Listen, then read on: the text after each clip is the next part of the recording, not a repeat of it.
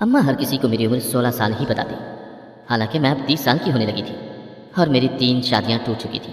वजह यह थी कि मुझ पर किसी ने काला जादू करवा रखा था, जिसकी वजह से मैं जब भी शादी करती उसी रात मेरा शौहर गायब हो जाता। अम्मा मुझे दूसरे गांव लाकर फिर से जादू का तोड़ करवाती और मेरी शादी कर देती। लेकिन इस बार अम्मा जिस आमिल से तोड़ करवाने गई तो उसने यही शर्त रखी कि पहले अपनी बेटी की मुझसे शादी करवाओ। अम्मा मान गई और जो ही मेरा निकाह हुआ तो आमिल को देखते ही मेरी जान निकल गई, क्योंकि वो तो आज मैं दूसरी बार दुल्हन बनी थी। मेरे चेहरे पर खुशी नाम की कोई चीज़ नहीं थी, आंखों में परेशानी थी तो दिल में खौफ था। ऐसे में किसी लड़की पर भला क्या रूप आता। मगर मैंने अपने सास के अल्फाज सुने थे, वो कह रही थी कि हमारी अनाया लाखों में एक है। मैं अपनी सास के हम ख्याल नहीं थी, क्योंकि मैं लाखों में नहीं बल्कि करोड़ों में एक थी। और उसकी वजह यह थी कि मुझ पर किसी ने बहुत ही भयानक काला जादू करवा रखा था, जिसकी वजह से मेरे नसीब भी काले हो गए थे। शादी की पहली रात ही मेरा पहला शौहर गायब हो गया था। तब मुझे नहीं था कि मुझ पर काले जादू का वार चला है। हम तो यही समझ रहे थे कि शायद दूल्हे को कोई और लड़की पसंद है और इसी वजह से वो घर से फरार हो गया है। मैं 1 हफ्ते तक शौहर के बगैर ही ससुराल में रही थी। तब एक दिन अचानक ही मेरा शौहर वापस लौट आया। मैं उनके सामने शिकवा करने गई तो उन्होंने मुझे देखकर चीखना शुरू कर दिया। वो बोले, ये लड़की नहीं है बल्कि डायन है, इसी ने मुझे गायब किया था। मेरी सास ने मेरे शौहर को समझाया मगर वो चीखता ही रहा। वो तो ये तक कह रहा था कि मैं ना सिर्फ अपने शौहर को खा जाऊंगी बल्कि मैं तो उसके घर वालों को भी नहीं छोड़ूंगी।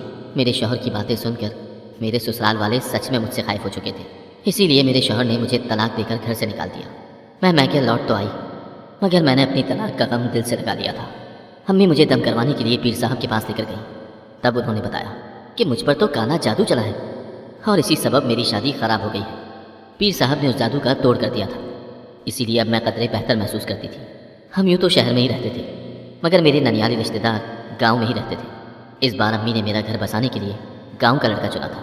अम्मी कहती थी कि एक बार शादी हो जाए फिर हम लड़के को शहर में ले आएंगे। मैंने भी रजामंदी दे दी और यूँ मैं गांव के एक बहुत ही अच्छे घर में ब्याही गई थी। लड़का गांव के वडेरे का इकलौता वारिस था, शहर से पढ़कर आया था और काफ़ी रखरखाव वाला था। लोग कहते हैं कि निकाह के पेपर्स पर साइन करते ही शौहर से मोहब्बत हो जाती है। मेरे साथ भी कुछ ऐसा ही हुआ था। मुझे गाँव का वडेरा इस्माइल बहुत पसंद आया था। निकाह के वक्त जब उसने मेरी तरफ मुस्कुरा कर देखा था तो मेरे सारे दुख दर्द दूर हो गए थे। मैं दिलो जान से इस शादी के लिए रजामंद हो चुकी थी। मुझे मेरे शौहर के कमरे में ले जाया गया था। मैं कुरानी आयात का विर्द करती रही और ख़ुद पर पढ़ पढ़ कर फूंकती रही। वक्त गुजरता जा रहा था मगर मेरा शौहर कमरे में ही नहीं आ रहा था। अब मुझे फिक्र होने लगी थी, मेरा दिल घबराने लगा था। कुछ समझ ही नहीं आ रहा था कि मैं क्या करूं और क्या ना करूं। रात यूं ही कतरा कतरा पिघलती रही। दूर मस्जिद में जब फजर की अजान गूंजी तो मेरा दिल खौफ से लरसने लगा था। मैं भागती हुई कमरे से निकली थी। मैं अपनी सास के कमरे का दरवाज़ा पीटने लगी। वो खौफजदा सी बाहर निकली थी, मुझे यूं देखकर घबरा गई और बोली, क्या बात है अनैया, इतनी घबराई हुई क्यों? मैं सारों कतार रोती जा रही थी, यहाँ तक कि मेरी हिचकी बन गई थी। मेरी सास मुझे कमरे में ले गई, पानी पिलाया, मेरा माथा चूमा और फिर रोने की वजह पूछी तो मैं बोली, अम्मी जी इस्माइल रात भर घर नहीं आए, खुदा खैर करे, न जाने कहाँ रह गए हैं वो। मेरी बात सुनकर मेरी सास हंस दी। वो बोली, पगली इतनी सी बात पर भला कोई यूं भी रोता है? तुम तो जानती हो कि हमारी वडीरादारी है। इस्माइल अक्सर यूं ही रात भर घर से गायब रहता है। आज भी दोस्तों में रुक गया होगा मगर वो मेरी बेटी को यूं सजा संवरा छोड़कर गया। वो जब आएगा ना तो मैं उसके कान खींचूंगी। और हाँ, मैं तुम्हें इसीलिए ब्याह कर लाई हूँ। अब तुमने ही संभालना है उसे, तुमने ही उसे इंसान बनाना है। चलो उठो, अपने कमरे में जाकर आराम करो। सुबह पूरे गाँव की औरतें तुम्हें देखने आएंगी तो आराम करने का वक्त नहीं मिलेगा। मैं उठकर कमरे में आ गई और यही दुआ करती रही कि मेरी सास का कहा सच साबित हो जाए, मेरा शौहर सुबह तक घर वापस आ जाए। यूं ही दुआ करती करती मैं सो गई। दिन चढ़े मुझे मुलाजमा जगाने आई थी। उसने हाथ में इंडियन कामदार सूट पकड़ा हुआ था। वो बोली, अनाया बीबी ये लिबास पहनकर तैयार हो जाए, गाँव की औरतें आपको देखने आई हैं। मैं उठकर बैठ गई और बोली, इस्माइल घर आ गए? मेरी बात सुनकर वो मुलाजमा खिलखिला कर हंस दी और बोली, बीबी जी ये शहर नहीं गाँव है, यहाँ अपने मुँह से अपने शौहर का नाम लेना मायूब समझा जाता है। और इतना कहकर बाहर निकल गई। मैं उठकर नहाई, हल्का फुल्का सा मेकअप करके बाहर आ गई। हमारे सहन में औरतों का हुजूम लगा हुआ था। मैं अपनी सास के पास जाकर बैठ गई। एक एक औरत मेरे पास आती और मुझे देखकर दुआएं देकर बाहर चली जाती। जब रश छट गया तो मैंने अपनी सास से अपने शौहर के मुतालिक पूछा। मुझे वो कुछ परेशान सी नजर आई। वो बोली, तुम फिक्र न करो, मैं किसी को भेजकर इस्माइल का पता करवाती हूँ। दिन से शाम हुई और फिर शाम से रात का अंधेरा छा गया मगर मेरा शौहर घर वापस ना आया। कोई नहीं जानता था कि वो कहाँ चला गया है। सब दोस्तों ने यही बताया कि वो तो बहुत जल्दी घर चला गया था। मैं आंसू बहाती रही और यूं ही 3 दिन गुजर गए लेकिन मेरे शौहर की कोई खबर नहीं आई। काम वाली औरतों ने ये कहना शुरू कर दिया था کہ वडेरे की बीवी मनहूस है। उसी की नहूसत की वजह से काम का सुकून बर्बाद हो गया है। हर तरफ गहमा गहमी थी। मेरी सास भी अब मुझसे बात नहीं करती थी। अजीब ही माहौल था। मेरी नानी अक्सर आकर मेरा हाल अहवाल मालूम कर लिया करती थी। वो भी सूरत हाल से बहुत परेशान थी। आखिर यूं ही हफ्ता गुजर गया। ठीक 7 दिन बाद जुमेरात की शब मेरा शौहर घर लौट आया था। वो इतना कमज़ोर और निठाल था कि पहचाना भी नहीं जा रहा था कि ये वही इस्माइल है जिससे मेरी शादी हुई थी। मेरा शौहर मुझे देखकर चीखने चिल्लाने लगा था। वो बोला, ये लड़की चुड़ैल है। मैं अपने नसीबों पर हंसती थी। पहले शौहर ने टाइम कहकर तलाक दे दी थी, तो इस शौहर ने मुझे चुड़ैल बना दिया था। उसने अपनी वालदा को बताया कि मुझे इसी लड़की ने अगवा करवाया था। ये एक गलीज़ चुड़ैल है, मैं इसके साथ नहीं रह सकता। इतना कहकर मुझे इस्माइल ने तलाक दे दी थी। मैं तलाक का गम बर्दाश्त न कर सकी और चकरा कर ज़मीन पर गिर गई। जब मेरी आँख खुली तो मैं अस्पताल में थी और मेरे सरहाने मेरी अम्मी खड़ी थी, जो कि फूट फूट कर रो रही थी। मैं भी उठ बैठी और अम्मी के गले लगकर रोने लगी। मुझ पर बड़ी मुसीबत टूटी थी। पहली शादी के वक्त तो मेरी इतनी उम्र नहीं थी। तब तो मैं फ़कत 16 साल की ही थी। इसीलिए मुझे अपने शौहर से किसी किस्म की कोई मोहब्बत नहीं थी। वो गम मैंने जल्दी सह लिया था। मगर अब मेरी उम्र 24 बरस हो चुकी थी। अब मैं समझदार थी। मैंने दुनिया पर की थी और मुझे अपने शौहर से मोहब्बत हो गई थी। मैं हर लम्हा उसको याद करके रोती रहती थी। अम्मी ने दोबारा पीर साहब से रब्ता किया। इस बार भी उन्होंने यही जवाब दिया कि बच्ची पर काले जादू का खतरनाक वार चला है। अम्मी ने पीर साहब के पाँव पकड़ लिए और बोली कि मेरी बच्ची का तोड़ कर दें। उन्होंने तोड़ के लिए मुझे 4 जुमेरातें अपने आस्थाने पर बुलाया था। जब से ये तोड़ शुरू हुआ था मेरी हालत बिगड़ती जा रही थी। मुझे हर लम्हा डर लगता था। मेरे कानों में तरह तरह की आवाज़ें गूंजा करती थी।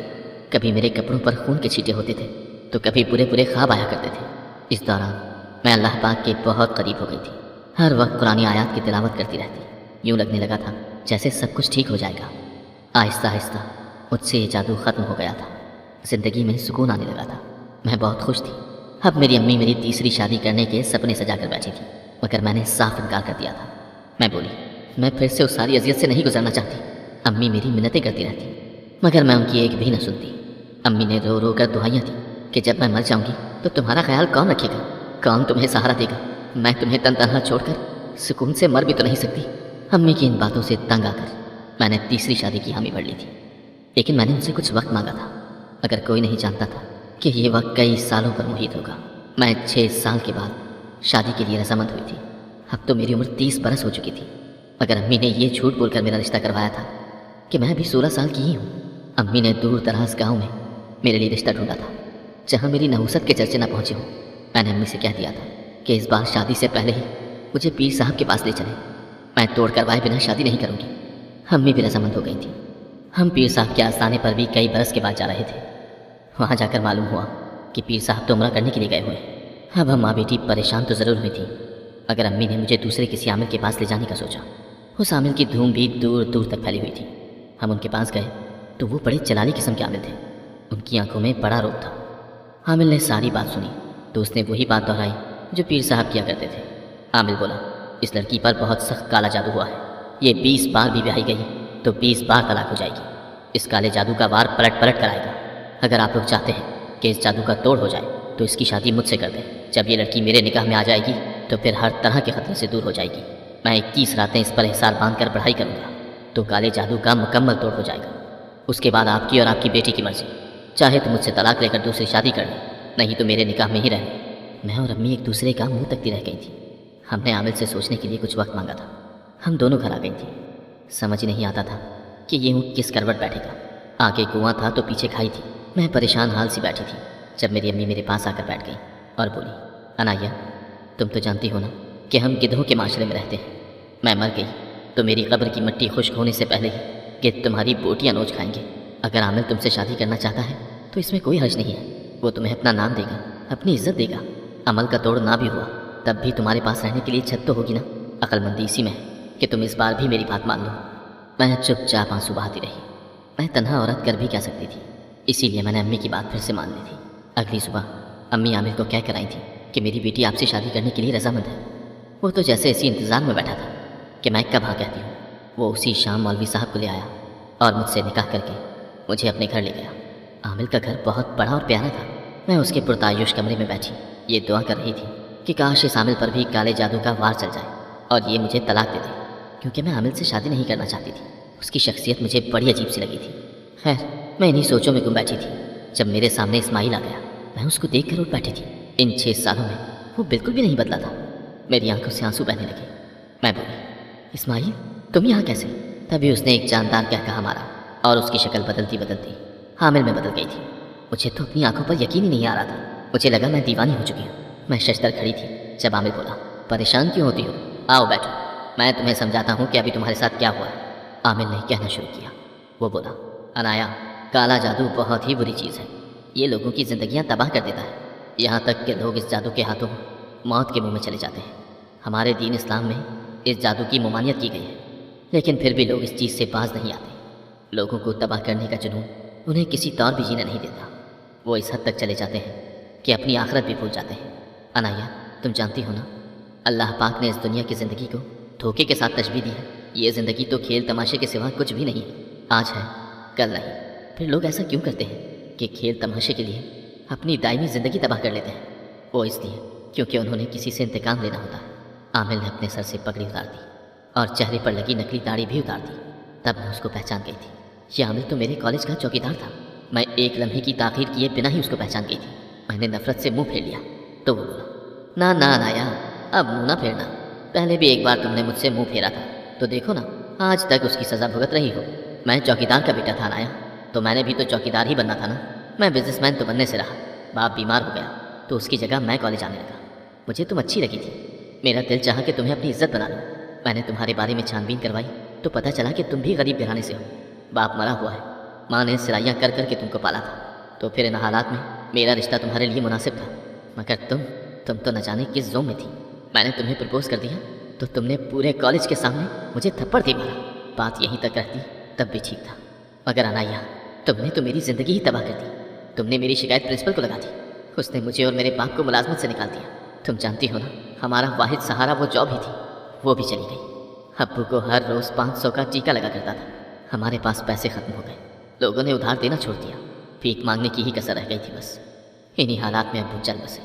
इस कठिन वक्त में मेरी माँ ने मेरा सहारा बनना था, मगर उसने मेरे मुंह पर थप्पड़ दे मारा और बोली, तेरी इन हरकतों की वजह से तेरा बाप चल बसा।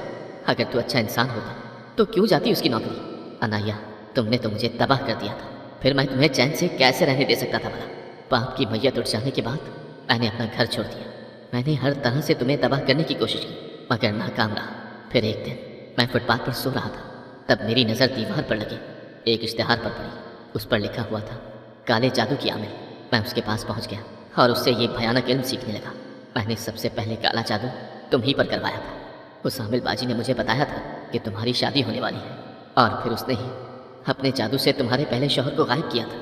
तुम्हारी दूसरी शादी के वक्त तक मैं खुद इतना माहिर हो चुका था कि मैंने खुद तुम्हारे शौहर को गायब कर दिया था।